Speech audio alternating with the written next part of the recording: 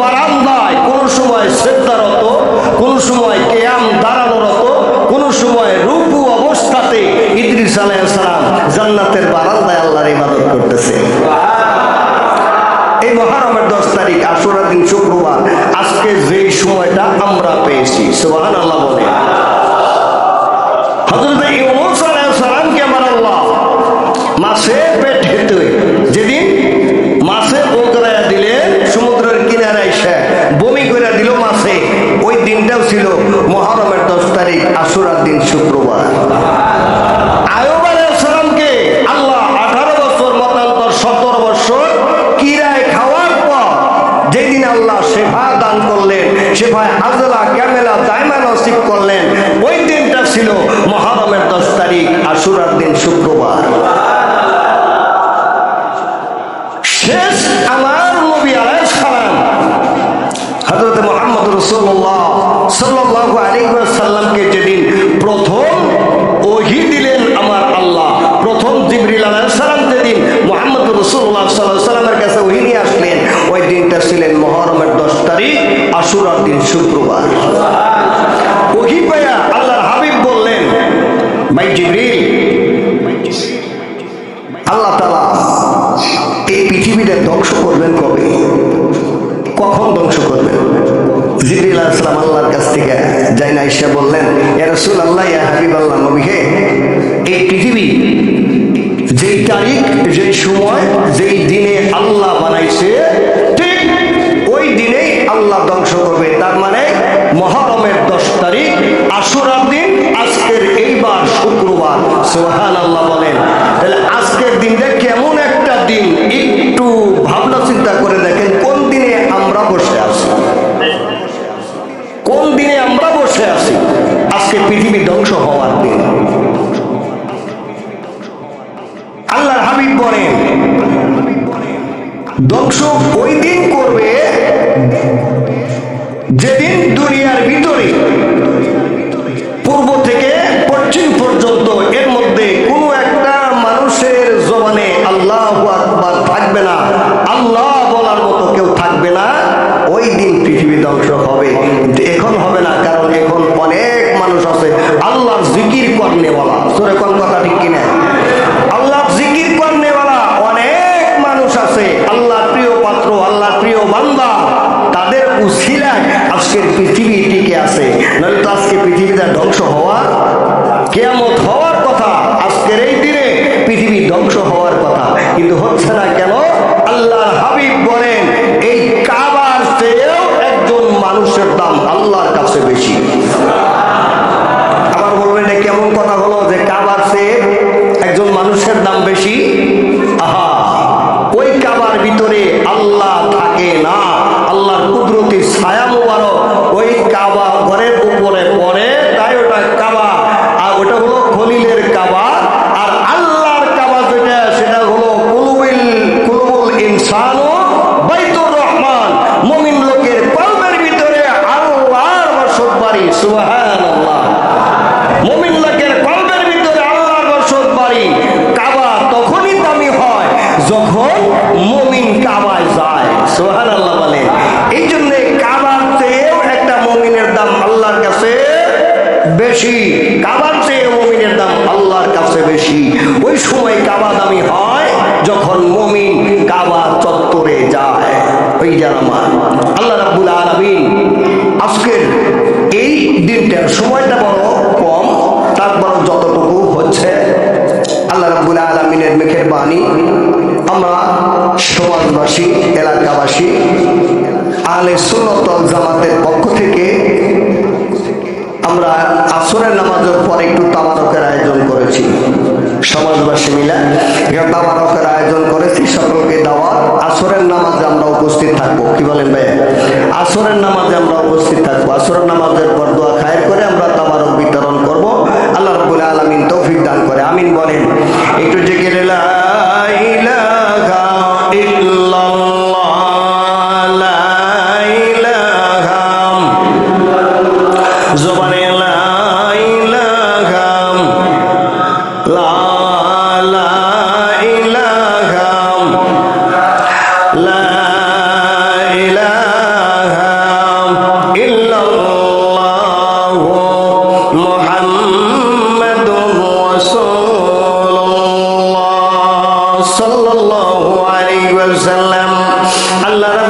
আলামিন কালামে পাকের ভিতরে বলেন বিসমিল্লাহির রহমানির রহিম বাল আহইয়াউ ওয়ালাকিন লা তাশউরুন। আল্লাহু আকবার। আওয়াজ দিয়ে বলতে হবে আল্লাহু আকবার। যে আস্তে কইব মসজিদ ঘর আল্লাহু আকবার, আল্লাহ দেখবো, দেখবো কি দেখবো না? আর একটু আওয়াজ দিয়ে বলতে হবে আল্লাহু আকবার।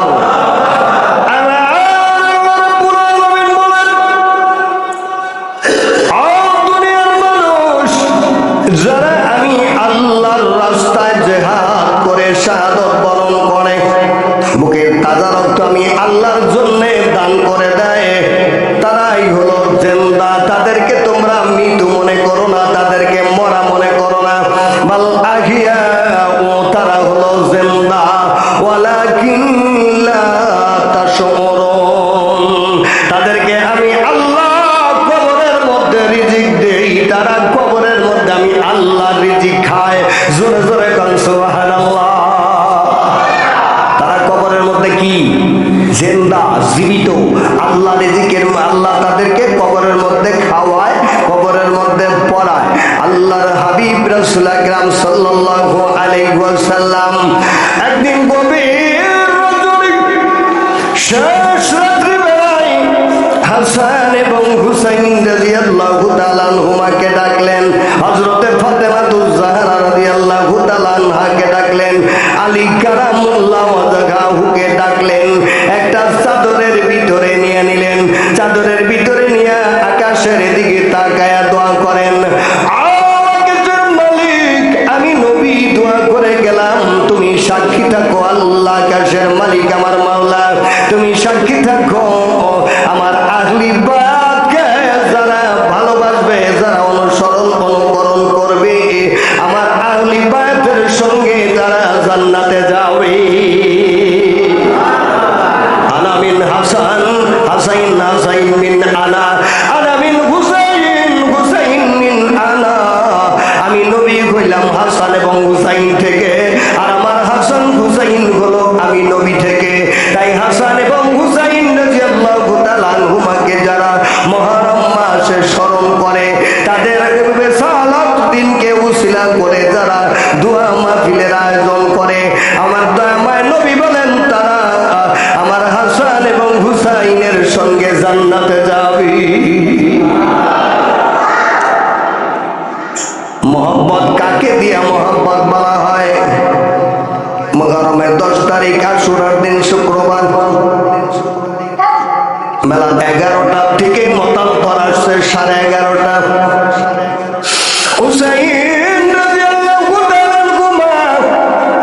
দুলদুল গোড়ায় সওয়ার হয়ে জুলফিকারি তরবারি ডাল হাতে নিয়ে ফোরাতের তীরে যখন দাঁড়ায় গেলেন,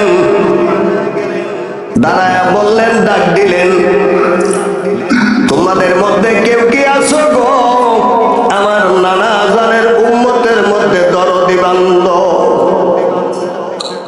কোন মুসলমান কি আছো আমার নানা জানের উম্মতের মধ্যে?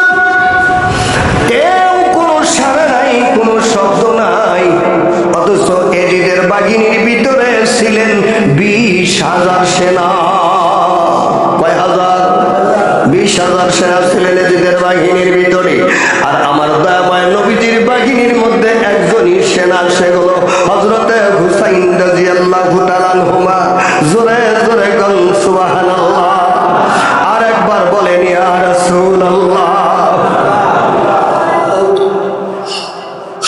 হুসাইন রাদিয়াল্লাহু তাআলা আনহুমা বলেন, আমি তো জিহাদের জন্য আসি নাই, তোমরা আমাকে দাওয়াত করেছো, আমি দাওয়াত খাওয়ার জন্য আমার ফ্যামিলি সহ এসেছি।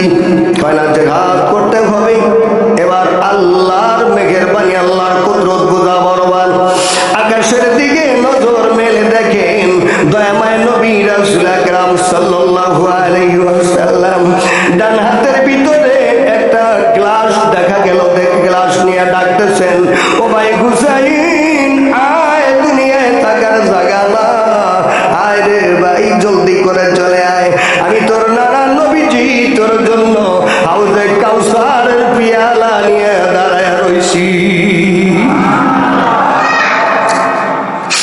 হুসাইন রাদিয়াল্লাহু তাআলা বলেন, যদি জিহাদ করতে মনে চায় তোমরা আগে মারো। মুসলমান কখনোই আগে আঘাত করে না, মুসলমান কখনোই আগে আঘাত করে না, তোমরা আগে মারো। এবার ইজিদের বাহিনীর পক্ষ থেকে আগে শুরু হলো, এবার জিহাদ শুরু হয়ে গেল। কিতাব লেখে নেই ইয়া রাসূলুল্লাহ ইয়া হাবিবাল্লাহ বলে জুলফিকারি তরবারি উত্তোলন করে। যখন নিচের দিকে ছেড়ে দেয় কাফেররা কাইটা দুই টুকরা টুকরা হয়ে এবার ফোরাতের তীরে পড়ে যায়। কিতাব লেখে এজিদ বাহিনীর রক্তের ছোটে ফোরাতের পানি রক্তে লাল লাল হয়ে গেল। এক পর্যায়ে এজিদ বাহিনীরা চিন্তা ভাবনা করতে লাগলো, শোনো রে, হুসাইন একজন হইলে কি হবে, আমরা 20,000 কেন রে? যদি 20 লক্ষ মানুষ ওই হুসাইনের সঙ্গে পারা যাবে না, কারণ তোমরা জানো না রে, হুসাইনের পক্ষে আমার আল্লাহ এবং দয়াময় নবী আছে। যার পক্ষে আমার নবী থাকে, যার পক্ষে আমার আল্লাহ থাকে, তার সঙ্গে পারা বড় সম্ভব। তবে আমাদের কৌশল অবলম্বন করতে হবে হুসাইনকে মারতে চাইলে।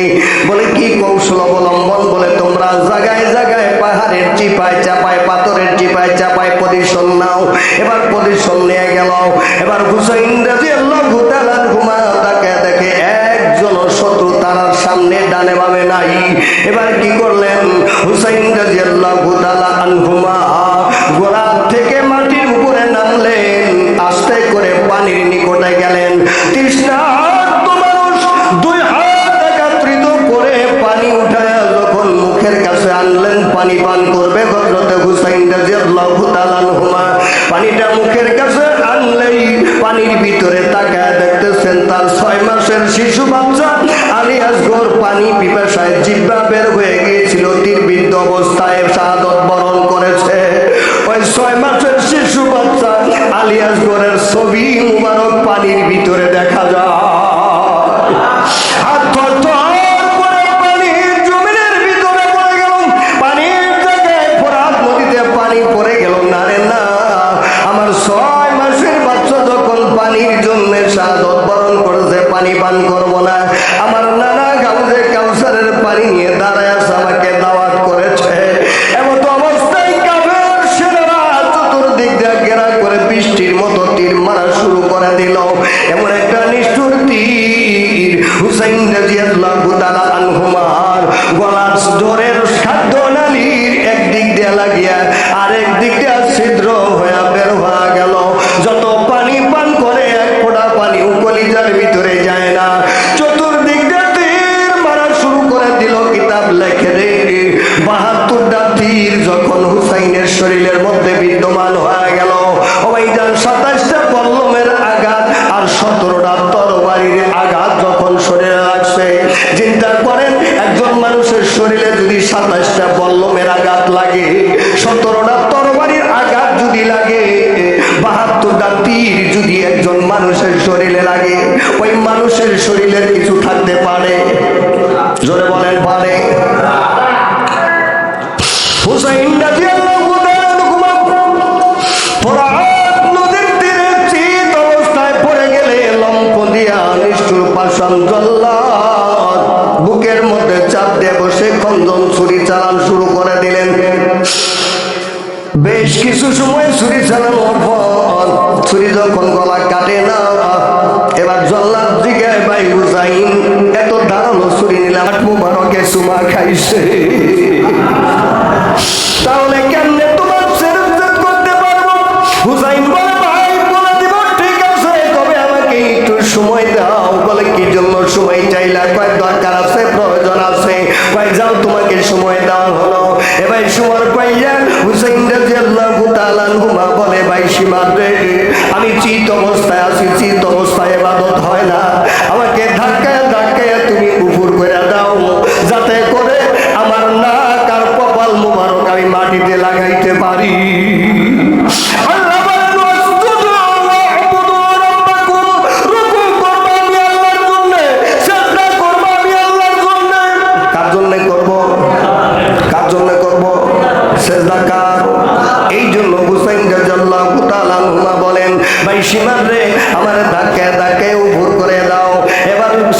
করলেন ধাক্কা ধাক্কা হুসাইন রাদিয়াল্লাহু তাআলা আনহুকে যখন উপর করে শোয়ায়া দিলেন, হুসাইন রাদিয়াল্লাহু তাআলা আনহুমা নিয়াক এবং কপাল ফোরাত নদীর বালুর ভিতরে লাগায়া আমার মাওলাকে ডাক দিলেন, আকাশের মালিক আমার নানা নবীজি 63 বছর উম্মতের জন্য কাছে, ও আল্লাহ আমি তার নাতি হুসাইন আমার বুকের তাজা রক্ত তোমার উম্মতের জন্য দান করে দিলাম,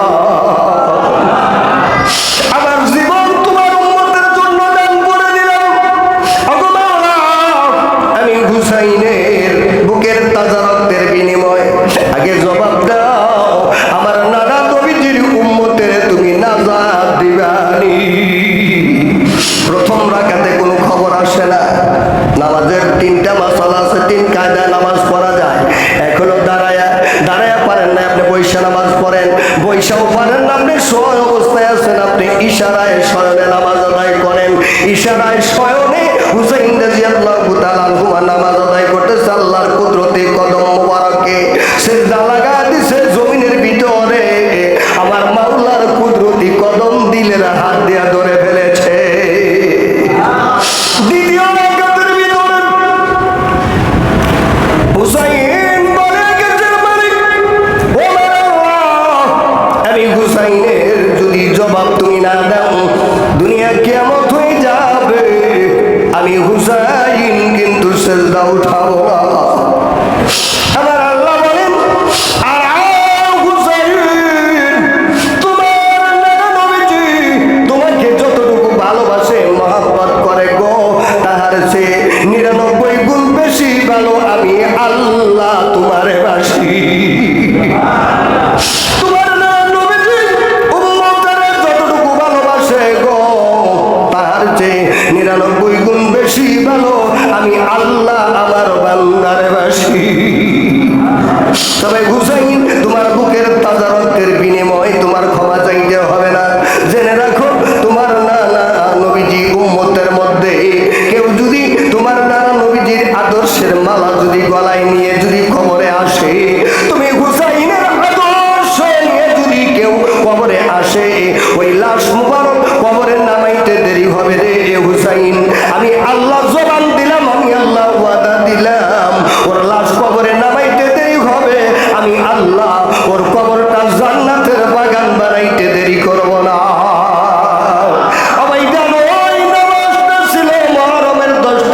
আশুরার দিন শুক্রবারের জুমার 2 রাকাত নামাজ হুসাইন পড়েছিল, ডাক দিয়ে বলেছিল আল্লাহ আমার নানা নবীজির উম্মতের তুমি নাজাত দাও। আমার দয়াময় নবী বলেছেন যে মানুষগুলা জীবনে কোনোদিন কাবায় আসতে পারবে না, গরিব মানুষ যারা আমি নবীর কদম মুবারক আয়েশা দাঁড়ায় সালাম দিতে পারবে না, গরিব মানুষ ওরা যদি ইখলাসের সহিত জুমার 2 রাকাত ফরজ নামাজ পড়ে রে সুন্নত তরিকা মোতাবেক আমার আল্লাহ রাব্বুল আলামিন কবুল একটা উমরা হজের সওয়াব দেয়। ওই দিনটা আমরা পেয়েছিলাম, আজকে অনেকে হেলায় খেলায় আমরা হারায় দিলাম। মুহররমের 10 তারিখ আশুরার দিন শুক্রবার, যেই সময় হুসাইন রাদিয়াল্লাহু তাআলা আনহু আমাদের জন্য নাজাতের জন্য বুকের তাজা রক্ত মরুপ্রান্তে ঢেলে দিয়ে শাহাদত বরণ করেছে, উম্মতি মুহাম্মাদের জন্য দোয়া করে গিয়েছে। তাই আমার নবী বলেছেন যারা আমার হানিফা হাসান এবং হুসাইনের পক্ষে থাকবে আমি আল্লাহ রাব্বুল আলামিনের কাছে দোয়া করে দিলাম তারা হাসান এবং হুসাইনের সঙ্গে জান্নাতে যাবে। এই জন্য তামাম পৃথিবীর বুকে কারোর নাম এজিদ নাই, মারওয়ান নাই, কারোর নাম হারেস নাই, ওবাইদান আর